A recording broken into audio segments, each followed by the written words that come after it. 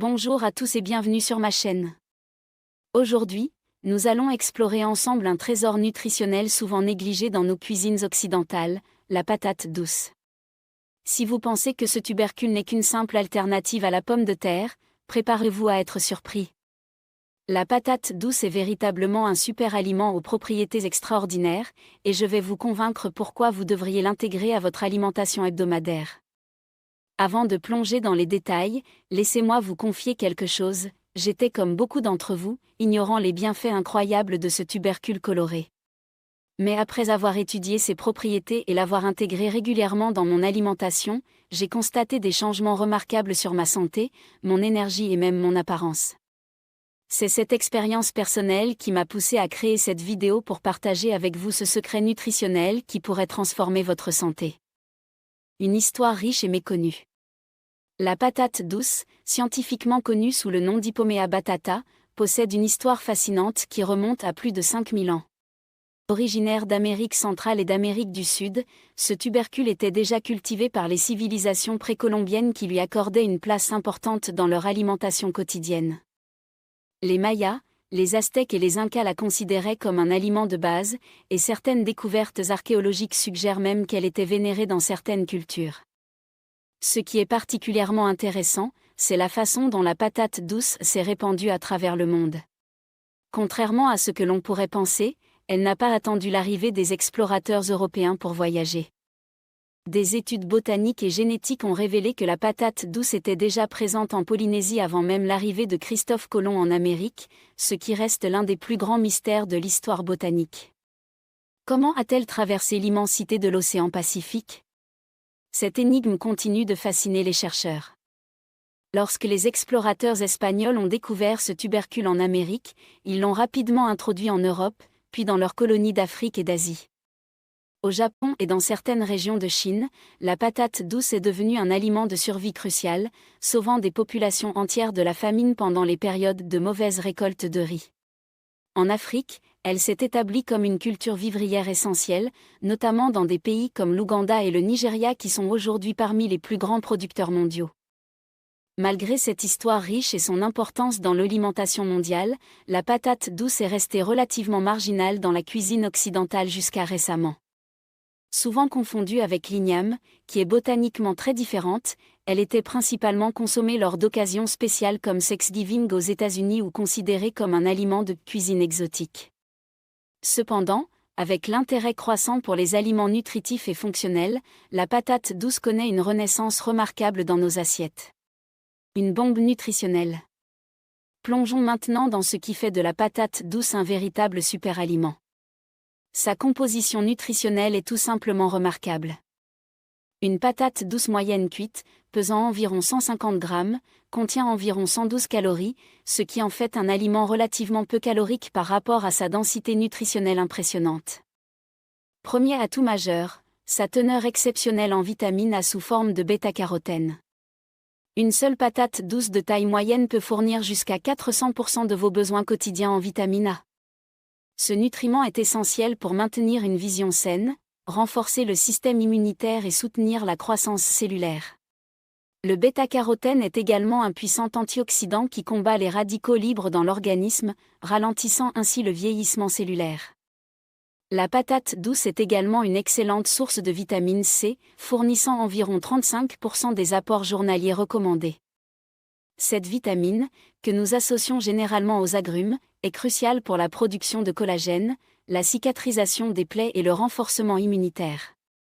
La combinaison des vitamines A et C fait de la patate douce un allié redoutable pour votre système immunitaire, particulièrement pendant les saisons froides propices aux infections. En parlant de nutriments essentiels, ce tubercule regorge également de vitamines du groupe B, notamment la B6, qui joue un rôle clé dans le métabolisme des protéines et le bon fonctionnement du système nerveux. Elle contient aussi de la vitamine E, un autre antioxydant important, ainsi que des minéraux comme le potassium, le manganèse et le magnésium. Le potassium, présent en quantité significative dans la patate douce, est crucial pour maintenir l'équilibre hydrique dans les cellules, réguler la pression artérielle et assurer le bon fonctionnement musculaire et nerveux. Une patate douce moyenne contient plus de potassium qu'une banane, ce qui en fait un excellent choix pour les sportifs ou quiconque cherche à maintenir une bonne santé cardiovasculaire. L'un des aspects les plus intéressants de la patate douce réside dans sa teneur en fibres. Avec environ 4 grammes de fibres pour une patate douce moyenne, elle contribue significativement à votre apport quotidien recommandé. Ces fibres sont principalement des fibres solubles, reconnues pour leur capacité à ralentir la digestion, stabiliser la glycémie et favoriser la satiété. De plus, elles nourrissent les bonnes bactéries de votre microbiote intestinal, contribuant ainsi à une flore intestinale équilibrée et à une meilleure santé digestive globale. Les bienfaits remarquables pour la santé. Maintenant que nous avons exploré sa composition nutritionnelle impressionnante, examinons comment la consommation régulière de patates douces peut concrètement améliorer votre santé. Les recherches scientifiques récentes ont mis en lumière des bénéfices qui vont bien au-delà de la simple valeur nutritive. Commençons par l'impact sur la santé cardiovasculaire. Les antioxydants présents dans la patate douce, notamment les anthocyanines des variétés à chair violette, ont démontré des effets protecteurs pour le cœur. Des études ont établi que ces composés peuvent réduire l'inflammation, abaisser le taux de cholestérol LDL, le mauvais cholestérol, et prévenir l'oxydation des lipides sanguins, un facteur de risque majeur pour l'athérosclérose et les maladies coronariennes. De plus, sa richesse en potassium aide à maintenir une pression artérielle saine en contrebalançant les effets du sodium. Un autre bénéfice majeur concerne la régulation glycémique. Contrairement aux idées reçues sur les féculents, la patate douce possède un index glycémique modéré, surtout lorsqu'elle est cuite à la vapeur ou au four. Les fibres qu'elle contient ralentissent l'absorption des sucres dans le sang, évitant ainsi les pics glycémiques brutaux. Plusieurs recherches suggèrent même que certains composés de la patate douce pourraient améliorer la sensibilité à l'insuline, ce qui en fait un aliment potentiellement bénéfique pour les personnes souffrant de résistance à l'insuline ou de diabète de type 2. Toujours dans le cadre d'une alimentation équilibrée et sous contrôle médical. La santé oculaire est un autre domaine où la patate douce excelle. Sa concentration exceptionnelle en bêta-carotène en fait un allié de choix pour prévenir la dégénérescence maculaire liée à l'âge et la cataracte. Des études épidémiologiques ont établi une corrélation entre une consommation régulière d'aliments riches en bêta-carotène et un risque réduit de troubles oculaires liés au vieillissement.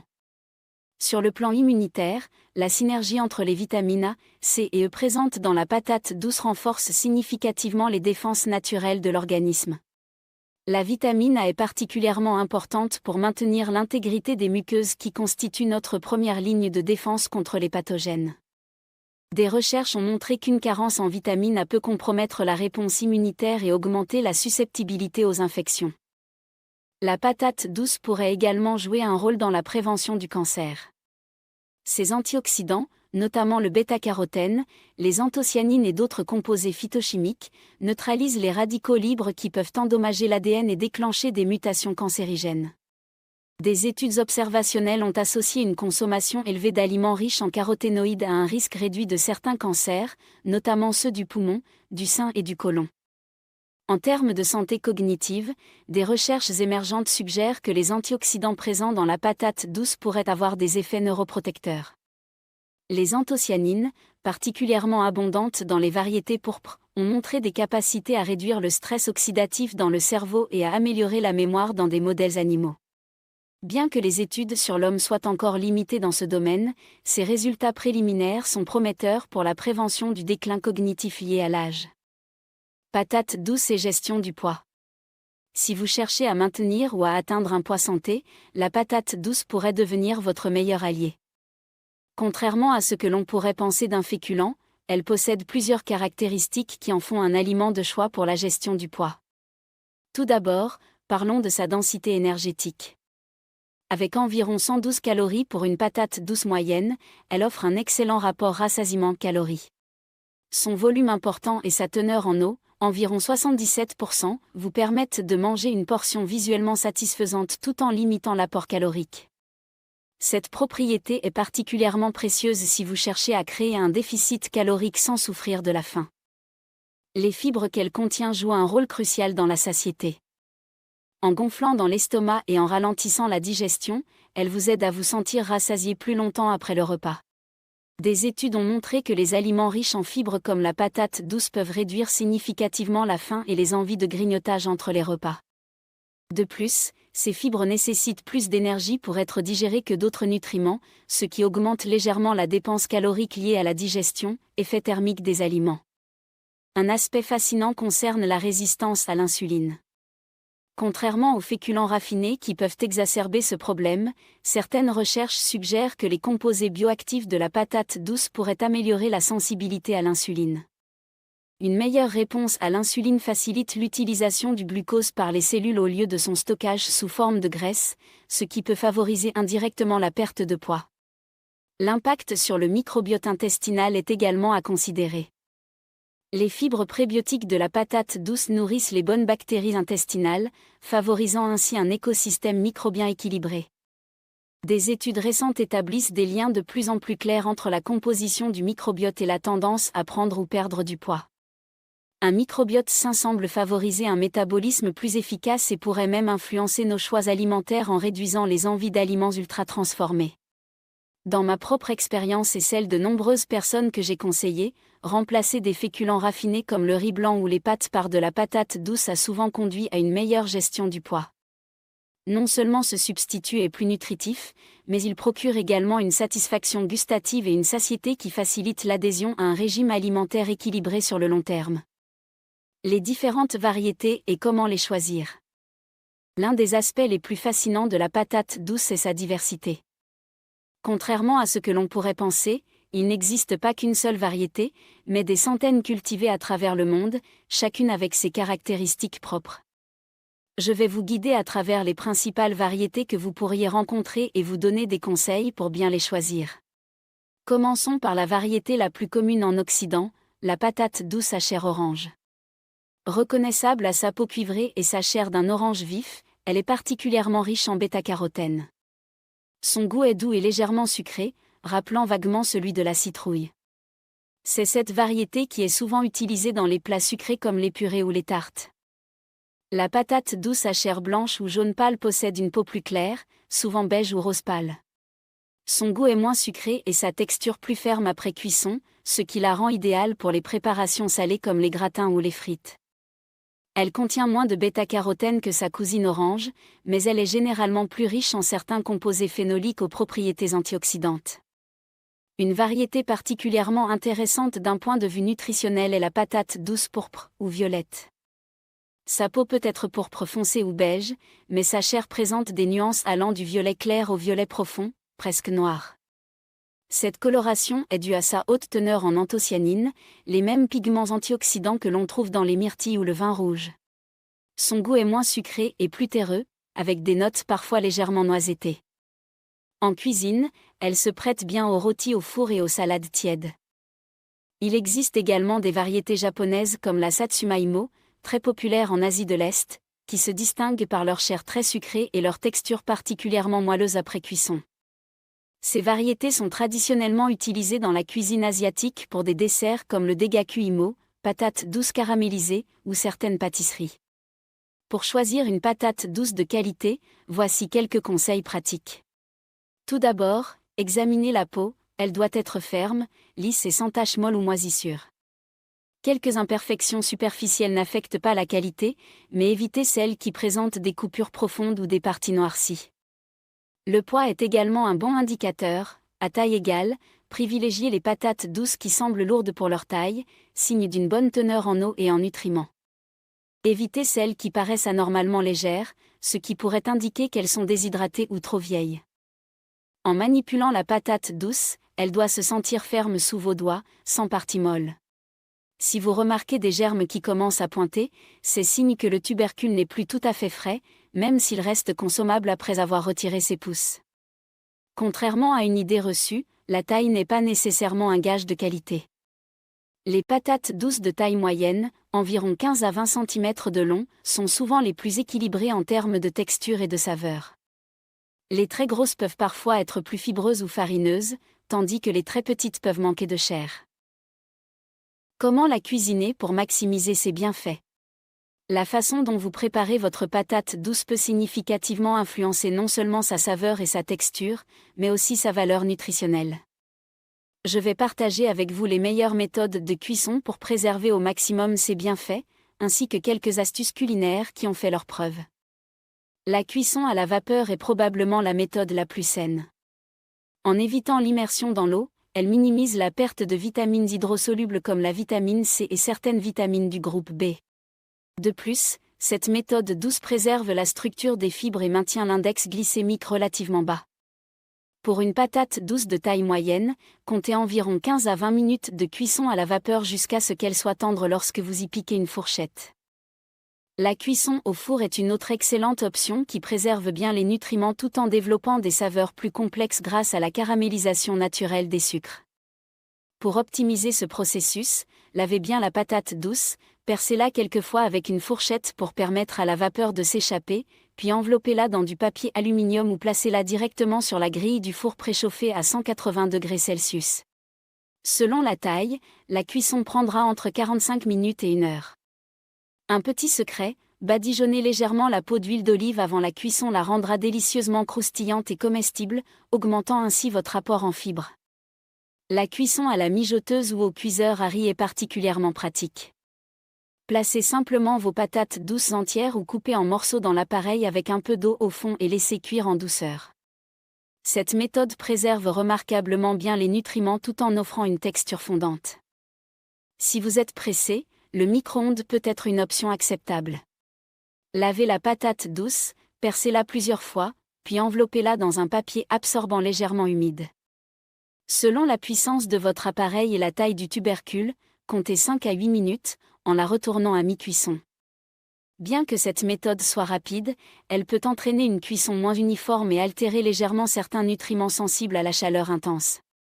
Concernant la friture, qu'elle soit en friteuse traditionnelle ou à air chaud, air fryer, elle peut être occasionnellement utilisée pour préparer de délicieuses frites de patates douces.